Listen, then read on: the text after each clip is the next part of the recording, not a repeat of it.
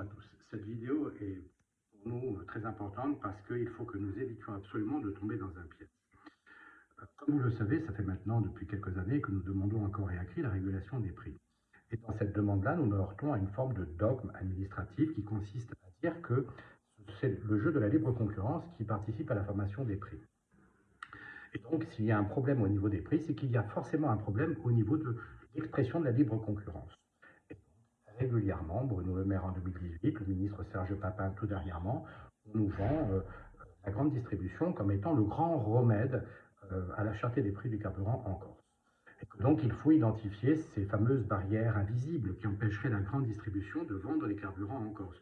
Sans doute les mêmes barrières, vous savez, celles qui avaient empêché le nuage de Tchernobyl de passer. Donc, blague à part, le problème que nous avons, c'est que ce débat ressort dans les médias régulièrement et nous avons des grands patrons de la grande distribution qui nous expliquent la main sur le cœur que non, non, ils ne vendront pas de carburant en Corse parce qu'ils veulent protéger le petit commerce. Entendez bien, hein, la grande distribution, dont le modèle économique est de détruire le petit commerce, là, prétend vouloir le protéger. Et puis nous avons des élus qui, soucieux d'obtenir une victoire à bas prix, disent, mais la main sur le cœur, nous ne voulons pas que la grande distribution vende les carburants en Corse.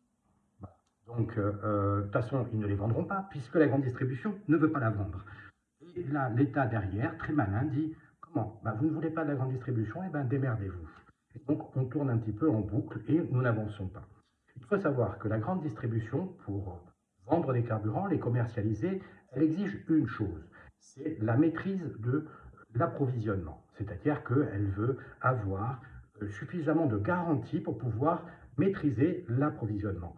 En Corse, comme d'ailleurs dans les territoires d'outre-mer, la grande distribution ne vend pas de carburant. Pourquoi? Parce que ce soit dans l'outre-mer ou que ce soit en Corse, elle ne peut pas avoir la maîtrise de l'importation.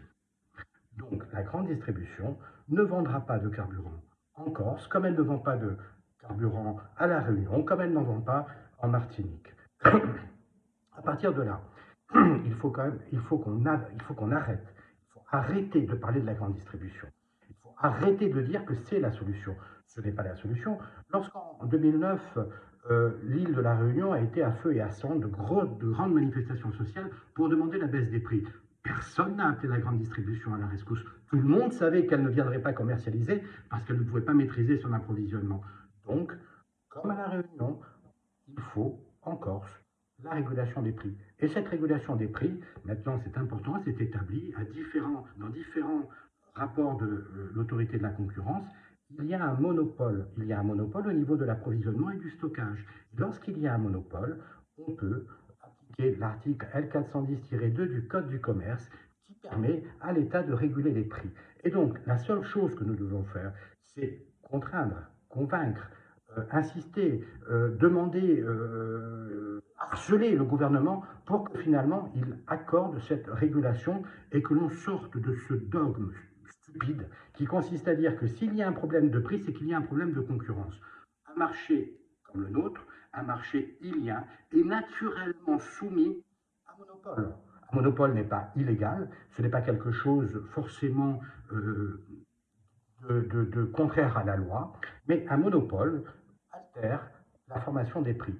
Et lorsqu'il y a un monopole, il y a un code du commerce qui n'est pas un manifeste idéologique. Je parle du code du commerce. Eh bien, on peut réguler les prix. Donc, il faut maintenant arrêter ce grand débat sur la grande distribution qui doit commercialiser les carburants. Il faut qu'on tourne la page. Elle ne le fera pas, elle n'en a pas intérêt, et on ne peut pas contraindre une entreprise privée de vendre ce qu'elle n'a pas envie de vendre. C'est impossible. Donc, à partir de là, il n'y a qu'une seule solution, une unique solution, c'est la régulation des prix.